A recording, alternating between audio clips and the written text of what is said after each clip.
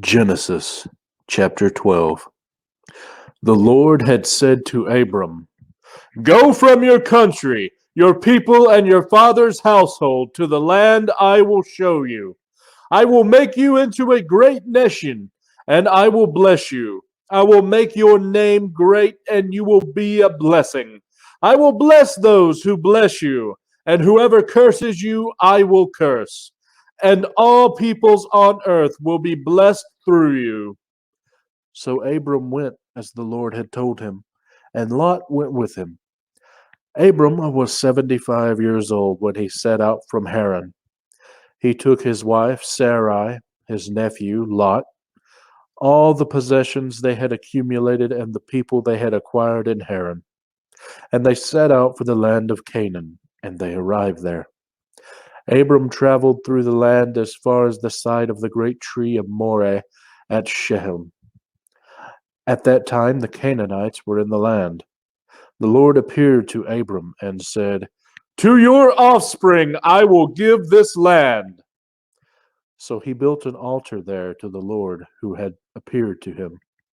From there he went on toward the hills east of Bethel and pitched his tent, with Bethel on the west and Ai on the east.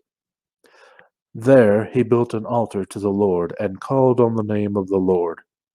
Then Abram set out and continued toward the Negev.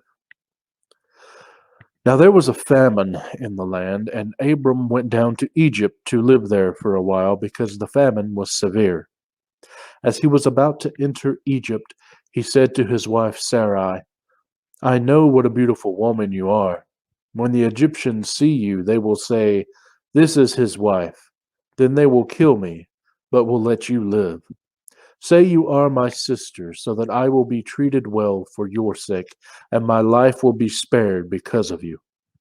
When Abram came to Egypt, the Egyptians saw that Sarai was a very beautiful woman. And when Pharaoh's officials saw her, they praised her to Pharaoh, and she was taken into his palace. He treated Abram well for her sake, and Abram acquired sheep and cattle, male and female donkeys, male and female servants, and camels. But the Lord inflicted serious diseases on Pharaoh and his household because of Abram's wife Sarai. So Pharaoh summoned Abram. "What have you done to me?" he said. "Why didn't you tell me she was your wife? Why did you say, 'She is my sister,' so that I took her to be my wife? Now then, here is your wife. Take her and go." Then Pharaoh gave orders about Abram to his men, and they sent him on his way with his wife and everything he had. End of chapter 12.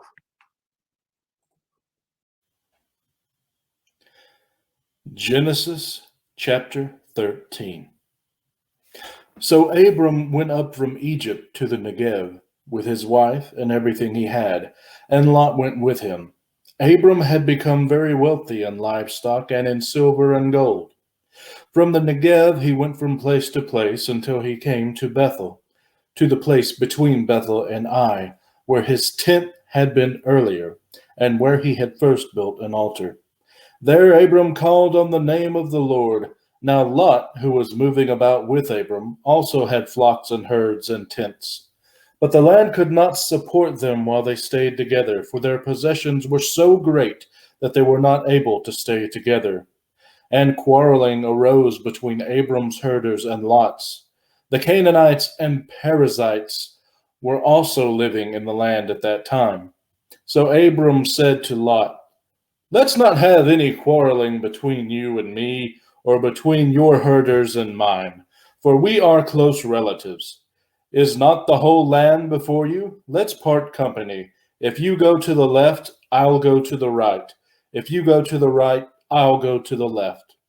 Lot looked around and saw that the whole plain of the Jordan toward Zoar was well watered, like the garden of the Lord, like the land of Egypt. This was before the Lord destroyed Sodom and Gomorrah.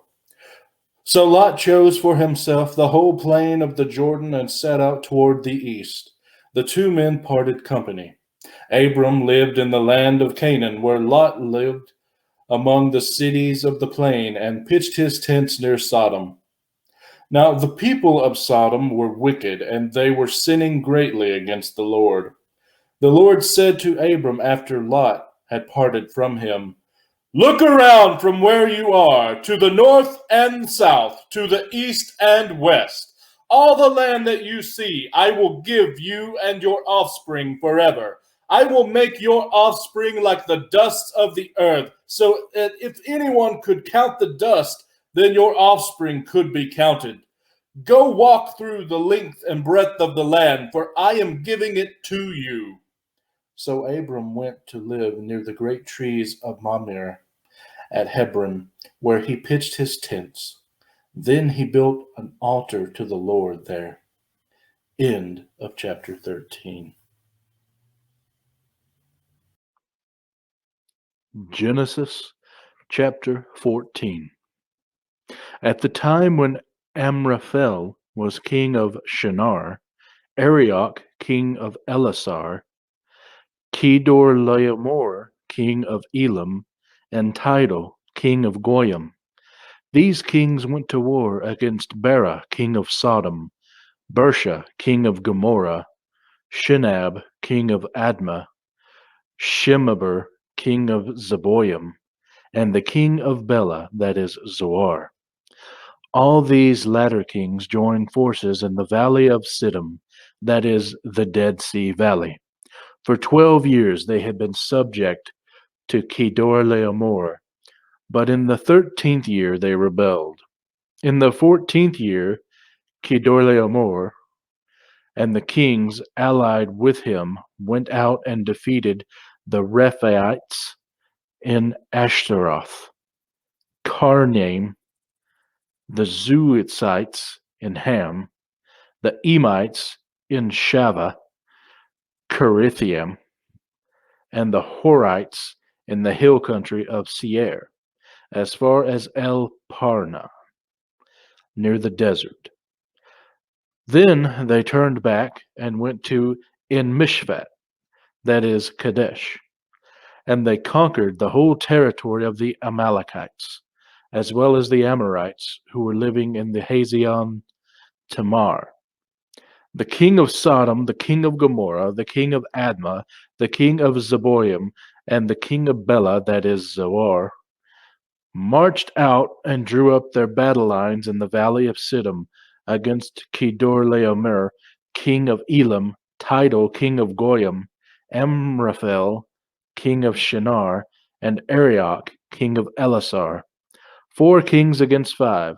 Now the valley of Siddim was full of tar pits, and when the kings of Sodom and Gomorrah fled, some of the men fell into them, and the rest fled to the hills. The 4 kings seized all the goods of Sodom and Gomorrah and all their food. Then they went away. They also carried off Abram's nephew Lot and his possessions, since he was living in Sodom. A man who had escaped came and reported this to Abram the Hebrew. Now Abram was living near the great trees of Mamre, the Amorite, a brother of Eshcol and Aner, all of whom were allied with Abram. When Abram heard that his relative had been taken captive, he called out the 318 trained men born in his household and went in pursuit as far as Dan. During the night, Abram divided his men to attack them, and he routed them, pursuing them as far as Hobah, north of Damascus. He recovered all the goods and brought back his relative Lot and his possessions, together with the women and the other people. After Abram returned from defeating Kedorlaomer and the kings allied with him, the king of Sodom came out to meet him in the valley of Shaveh, that is the king's valley. Then Melchizedek, king of Salem, brought out bread and wine. He was priest of God Most High, and he blessed Abram, saying, "Blessed be Abram by God Most High, creator of heaven and earth, and praise be to God Most High, who delivered your enemies into your hand." Then Abram gave him 1/10 of everything.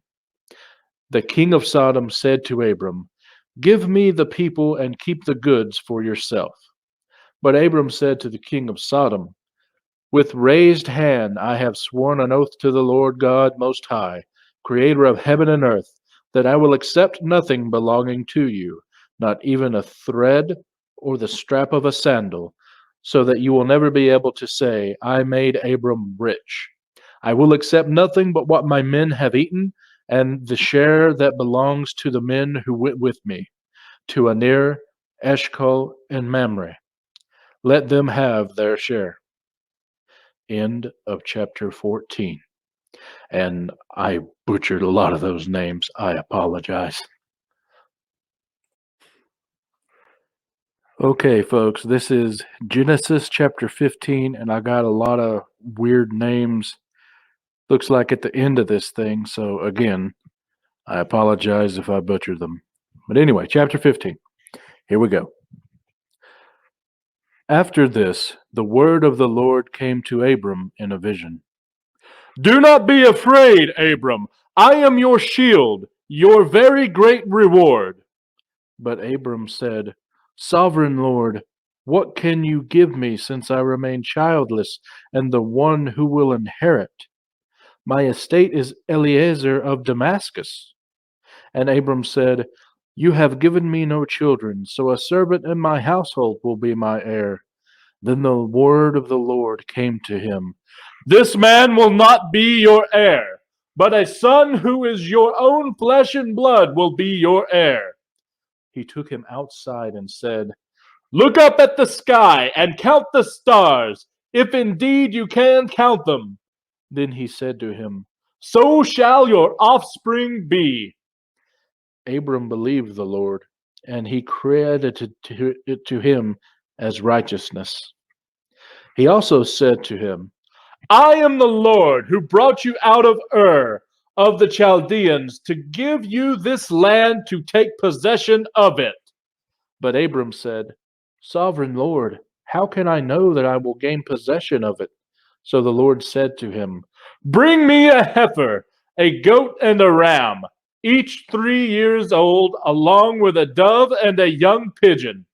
Abram brought all these to him, cut them in two, and arranged the halves opposite each other.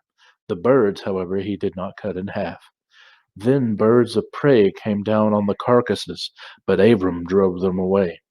As the sun was setting, Abram fell into a deep sleep, and a thick and dreadful darkness came over him.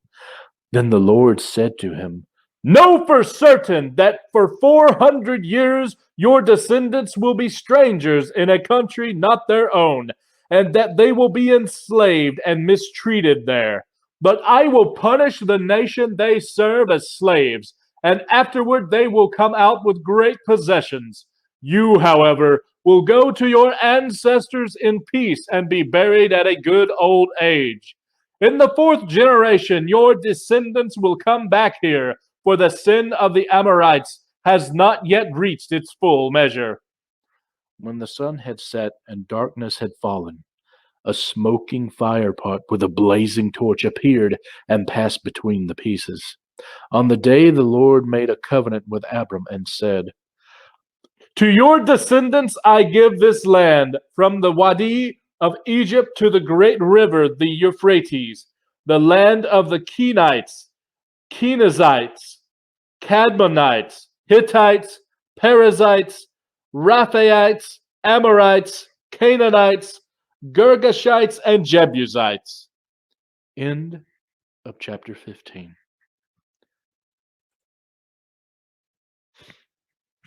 Genesis chapter 16.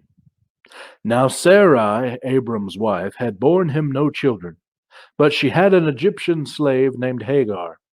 So she said to Abram, The Lord has kept me from having children. Go sleep with my slave. Perhaps I can build a family through her. Abram agreed to what Sarai said. So after Abram had been living in Canaan 10 years, Sarai, his wife, took her Egyptian slave Hagar and gave her to her husband to be his wife. He slept with Hagar, and she conceived. When she knew she was pregnant, she began to despise her mistress. Then Sarai said to Abram, You are responsible for the wrong I am suffering. I put my slave in your arms, and now that she knows she is pregnant, she despises me. May the Lord judge between you and me. Your slave is in your hands. Abram said. "Do with her whatever you think best." Then Sarai mistreated Hagar, so she fled from her. The angel of the Lord found Hagar near a spring in the desert. It was the spring that is beside the road to Shur. And he said, "Hagar, slave of Sarai, where have you come from? And where are you going?" "I am running away from my mistress Sarai," she answered. Then the angel of the Lord told her, "Go back to your mistress and submit to her." The angel added, "I will increase your descendants so much that they will be too numerous to count." The angel of the Lord also said to her, "You are now pregnant, and you will give birth to a son. You shall name him Ishmael, for the Lord has heard of your misery. He will be a wild donkey of a man. His hand will be against everyone, and everyone's hand against him, and he will live in hostility toward all his brothers." She gave this name to the Lord who spoke to her. "You are the God who sees me."